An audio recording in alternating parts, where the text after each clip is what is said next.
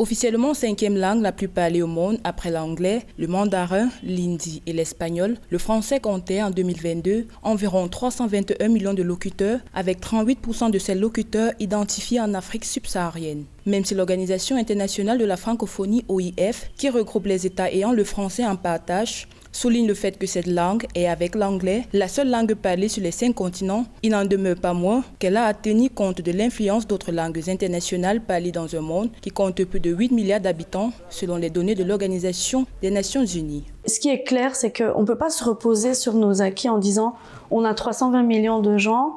Voilà. On ne peut pas imaginer que, par exemple, ces 320 millions de gens vont avoir des enfants et que, par définition, ils seront francophones.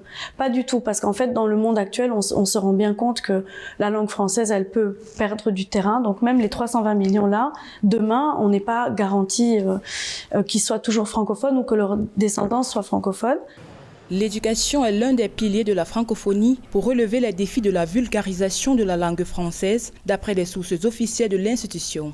L'OIF a créé dans ce cadre l'IFEF, l'Institut de la francophonie pour l'éducation et la formation, un organisme qui œuvre à la mise en place de programmes de coopération dans les différents sous-secteurs de l'éducation et les politiques publiques du domaine avec les États membres de l'OIF. On s'est rendu compte que dans le monde, malheureusement, beaucoup de ressources sont en anglais.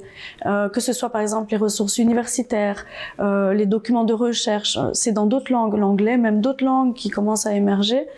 Et tout le défi, il est là. C'est de dire comment est-ce qu'on fait pour que le francophone se dise « ça m'est utile d'être francophone ». Ce que nous, on fait à l'OIF, c'est vraiment de se focaliser sur les aspects éducation en langue française et de la langue française. Donc on apprend le français, mais aussi donner d'autres cours dans la langue française.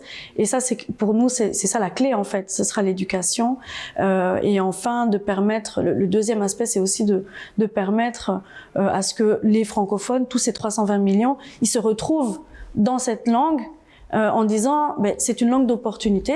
La Journée internationale de la francophonie, célébrée chaque année le 20 mars, a encore permis pour l'édition 2023 de souligner le rôle de l'éducation et de la culture en général dans la promotion du français. Cette journée a été organisée cette année sous le thème « 321 millions de francophones, des milliards de contenus culturels ».